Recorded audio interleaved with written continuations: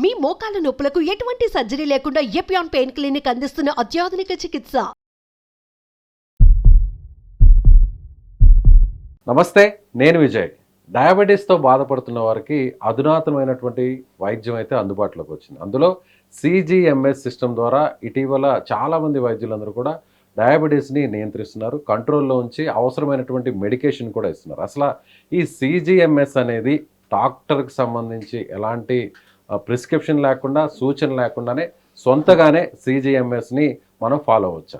వీటి గురించి డిస్కస్ చేద్దాం. మనతో పాటున్నారు senior physician, diabetes counsellor and consultant Kiran Ganga గారు. సార్ నమస్తే. నమస్కారం సార్. కిరణ్ గారు, చాలామంది రీసెంట్గా చూస్తే ఈ CGMS అనేది ఎక్కడ చూసినా కూడా ఇదే వినిపిస్తుంది. అంటే మనం ఏదైనా ఆహారం తీసుకున్నా, ఫిజికల్ యాక్టివిటీ చేసినా ఈ డయాబెటీస్ లెవెల్స్ ఎలా ఉన్నాయనేది చాలా క్లియర్గా మానిటరింగ్ చేస్తుంది. అందులో ఎలాంటి డౌట్ లేదు. అయితే ఇది డాక్టర్ సజెస్ట్ చేస్తేనే పెట్టుకోవచ్చా, డయాబెటీస్ ఉన్న వాళ్ళే పెట్టుకోవచ్చా, లేదంటే ప్రీ డయాబెటీస్ స్టేజ్లో ఉన్న వాళ్ళు కూడా దీన్ని ఫాలో అవ్వచ్చు? ఇది మరీ లేటెస్ట్ కాదు, మనకు దాదాపు 10 ఏళ్లకు పైగా అందుబాటులో ఉంది.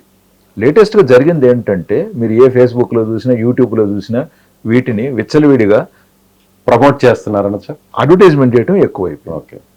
దీనివల్ల చాలామంది దీన్ని మిస్ఇంటర్ప్రిటేషన్ చేసుకోవటం, అనవసరంగా పెట్టుకోవటం, ఫ్లక్చువేషన్స్ని ప్రాపర్గా అనలైజ్ చేసుకోలేక చాలా మానసిక ఒత్తిడికి గురైపోయి నాకేమైపోతుందో, నేనేమైపోతాను, నేను ఉంటానా పోతానా అన్నట్టుగా మనసులో ఆలోచన తెచ్చుకొని లేనిపోని మందులు లేదా లేనిపోని డైట్లు చేసి అనవసరంగా లివర్, కిడ్నీ సంబంధించిన రిపోర్ట్లు పెంచుకోగలుగుతుంది. అదేం సార్, ఇప్పుడు మంచి జరగద్దని దాన్ని ఫాలో అవుతాము, దానివల్ల మళ్ళీ వేరే ప్రమాదం ఉండే అవకాశం ఉంది, వేరే అనారోగ్య సమస్యలు కూడా వచ్చే అవకాశం ఉందంటారా? సార్, ఇప్పుడు ఒక కారు కొన్నారు సార్, దాంట్లో చాలా మంచిగా కంట్రోల్ అన్నీ కనపడుతున్నాయి. అవును, ఏమేమో కనపడుతున్నాయి. మనం బేసిక్గా దాంట్లో ఏం కనపడాలి, ఎంత స్పీడ్ పోతున్నాం, మితిమీరి వేగంగా పోతున్నామా లేదా అనేది వరకు కనపడుతూ ఉంటే జనరల్గా సరిపోతుంది మనకి. ఫ్యూయల్ లెవెల్ ఎంత ఉంది, ఎస్. ఏదో కొన్ని కారణాల వల్ల చాలా ఎక్కువగా మనకు దాంట్లో ఇన్ఫర్మేషన్ మంచిదని చెప్పి, సేఫ్టీ అని చెప్పేసి చాలా ఇన్ఫర్మేషన్స్ ఇప్పుడు అందులో డిస్ప్లే అవుతున్నాయి. రోడ్డు చూసి తోలుతారా, లేకంటే ఈ లోపల ఉన్న స్క్రీన్ చూసే తోలేదే? రోడ్డు చూసే తోలుతారా. బట్ వీడు ఎంతసేపు నువ్వు స్క్రీన్ చూస్తున్నావుగా ఇప్పుడు. ఓహో, ఓకే. దాని మీదే కాన్సన్ట్రేషన్ ఉంటే రోడ్డు చూడడం ఆపేస్తారు, ఆటోమేటిక్గా యాక్సిడెంట్స్ ప్రమాదాలు జరుగుతున్నాయి. మరి సో ఇది మీరు కానీ కొంచెం అర్థం చేసుకోగలిగితే నేను ఎందుకు చెప్తున్నాను కూడా మీకు అర్థమైపోయింది. ఒక మనిషి ఏంటి, తన జీవనాన్ని తన జీవించాలి. అనవసరమైన వాటి మీద ఎక్కువగా టైం కేటాయించడం అనేది కరెక్ట్ కాదు. ఇప్పుడు డాక్టర్గా నేను న్యూట్రిషను, అమ్మ మీరు ఈ మందులు వేసుకోవాలి, న్యూట్రిషన్ మేడం మీరు ఇది తినకూడదు, ఇది ఇలా తినాలి, అది అలా తినాలి, ఇంత శారీరక శ్రమ ఉంటే మంచిదని ఒక ప్లాట్ఫామ్ పెట్టి ఇచ్చుంటాం. ఇవి కరెక్ట్గా పాటిస్తే తనకు అనుకుందాం మంచి కంట్రోల్లోకి వస్తుంది. ఇప్పుడు CGMలో కూడా రీడింగ్స్ చాలా అద్భుతంగా ఉన్నాయి, సంతోషం. ఇది తినకూడదని చెప్పింది కదా, ఇప్పుడు ఇది కొంచెం తిని కూడా చూద్దాం ఎంత పెరుగుతుందో. ఓహో, అంటే అనవసరమైనవి కూడా తిని కూడా అనవసరంగా లేనిపోయిన సమస్యలు తెచ్చుకుంటున్నారు. ఇప్పుడు డాక్టర్ ఈ మందు ఎంత వేసుకోమన్నాడు కదా, అసలు ఇది 2 రోజులు వేసుకోకుండా చూద్దాం, సొంత వైద్యం.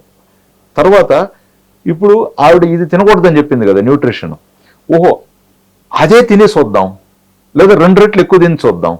ఇప్పుడు ఇక్కడ పెరిగింది, ఓహో డాక్టర్ ఈ మందు పలానా మోతాదు ఇచ్చాడు కదా, ఇంతకంటే మనమే సొంతంగా పెంచి కూడా చూద్దాం. ఓహో ఇప్పుడు తినకూడదు అనేది తిని ఈ మందు ఇలా వాడితే కూడా మరి కంట్రోల్ అయిపోతుందిగా. ఇన్ని రకాల సమస్యలు ఉంటాయి. సో నువ్వు నేర్చుకునేది ఏంటి, చూసిరా అంటే కాల్ చేసి వచ్చావు. సో తర్వాత మళ్ళా బాధపడేది ఎవరు ఇక్కడ? Obviously patient. ఎగ్జాక్ట్లీ. సో నా పాయింట్ ఏంటంటే ప్రాపర్ ఇంటర్ప్రిటేషన్ అవసరం అండి. ఈరోజు అది ఓవర్ కౌంటర్ కూడా దొరుకుతుంది, ఆన్లైన్లో దొరుకుతున్నాయి. ఆ తర్వాత చాలామంది దాన్ని అనేక పర్పస్లకి ఇప్పుడు వాడుకుంటున్నారు. ఇంటర్ప్రిటేషన్ ప్రాపర్గా ఉన్నప్పుడు నేను చెప్పాలనుకుంటున్నది ఏంటంటే, ఆ వ్యక్తి కానీ ఆ పేషెంట్ కానీ పీస్ఫుల్గా ఉంటారు. ఇప్పుడు నేను ఇంటర్ప్రిట్ చేశాను, నేనేమంటాను, అమ్మ మీ టైం ఇన్ రేంజ్ బాగుంది, కాకపోతే ఫలానా టైంలో మీ టైం అబౌవ్ రేంజ్ వెళ్తుంది, కాబట్టి ఇక్కడ ఏం జరుగుతుంది, సో మీరు ఇలా చేయండి, నేను మెడిసిన్ కొంచెం ఇలా అడ్జస్ట్ చేస్తాను, నెక్స్ట్ మళ్ళీ మనం చూద్దాం. తర్వాత లో షుగర్స్ అవుతున్నాయి, టైం బిలో రేంజ్ వెళ్ళిపోతుంది.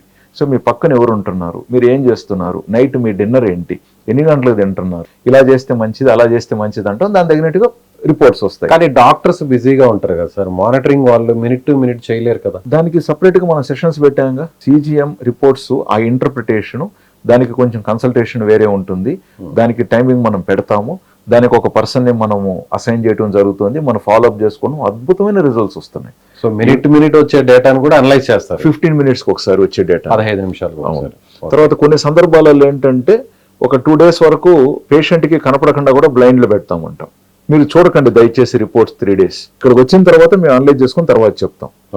ఎందుకంటే ఇప్పుడు దాంట్లో రీడింగ్ ఉదాహరణకి 72కి వెళ్ళింది అనుకుంది, ఉమా డౌన్ అయిపోతుందా అని చెప్పేసి ఇతను భయపడిపోయేసి షుగర్ నీళ్లు తాగేది. బట్ ఆ 72 నుంచి అది ఫర్దర్ గా పడిపోతుందా, లేదా 72 నుంచి మనకు లివర్ ఆటోమేటిక్ గా హెపాటిక్ గ్లూకోజ్ అవుట్పుట్ ఇచ్చి కొంచెం షుగర్స్ పెంచుతుంది. మైల్డ్ గా లో షుగర్ వచ్చినప్పుడు మనం ఏం ఎక్స్ట్రా తినకపోయినప్పటికీ కూడా మన బాడీ షుగర్ లెవెల్స్ కాస్త పెంచుతుంది అనమాట.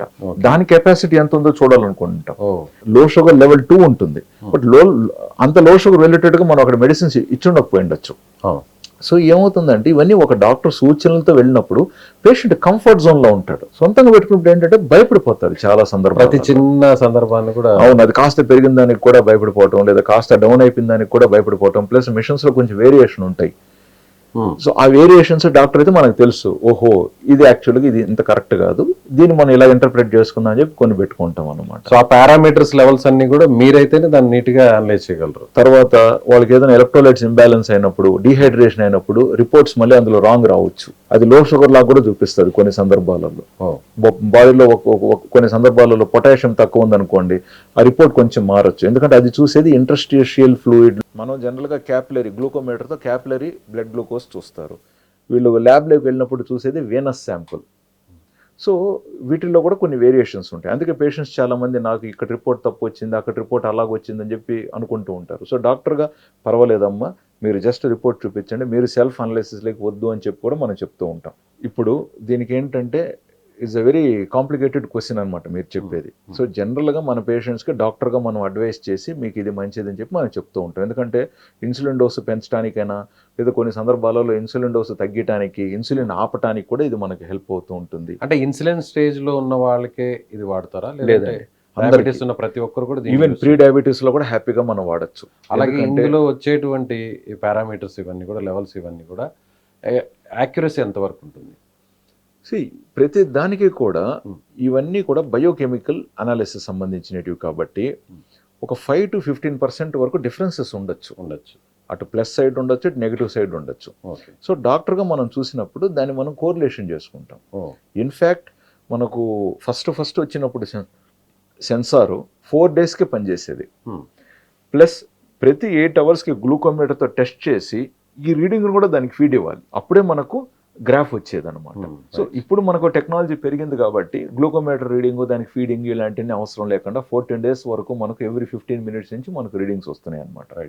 కొన్ని సందర్భాలలో ఏమవుతుంది, పేషెంట్ ఇప్పుడు మనం ప్రాపర్గా ఎడ్యుకేట్ చేసాం, ట్రైన్ చేసాం, ఆయన ఇప్పుడు ఇండిపెండెంట్గా డెసిషన్స్ కూడా కరెక్ట్గా తీసుకుంటున్నాడు, అప్పుడు సెల్ఫ్ అలో చేస్తాం మనం. ఎస్, ఇప్పుడు మీరే పెట్టుకొని మీరే చూసుకొని ఇలా వాటికి మీరు డైట్ ఎలాగ అడ్జస్ట్ చేయొచ్చు, లేదా మెడికేషన్స్లో ఉదాహరణకి ఇన్సులిన్ మీరు ఇలా కొంచెం పెంచవచ్చు, దీన్ని ఇన్ని యూనిట్స్ తగ్గించవచ్చు అనేది కూడా మనం పర్మిషన్స్ ఇస్తాం. తర్వాత వాళ్ళు దాన్ని అన్నీ కూడా డాక్యుమెంట్ చేసుకుంటారు అన్నమాట. Right sir, thank you so much. So ఇది డాక్టర్ గారు చెప్పారు, చాలా మంచి ఇన్ఫర్మేషన్. చాలామంది కూడా ఇప్పుడు ఆల్రెడీ ఆన్లైన్లో వీటి గురించి పెద్ద ఎత్తున ప్రమోషన్స్ జరుగుతున్నాయి, అడ్వర్టైజ్మెంట్స్ కూడా వస్తున్నాయి. సో ఎవరు కూడా సొంతంగా నిర్ణయాన్ని తీసుకొని ఈ CGMSని ఫాలో అవ్వద్దు.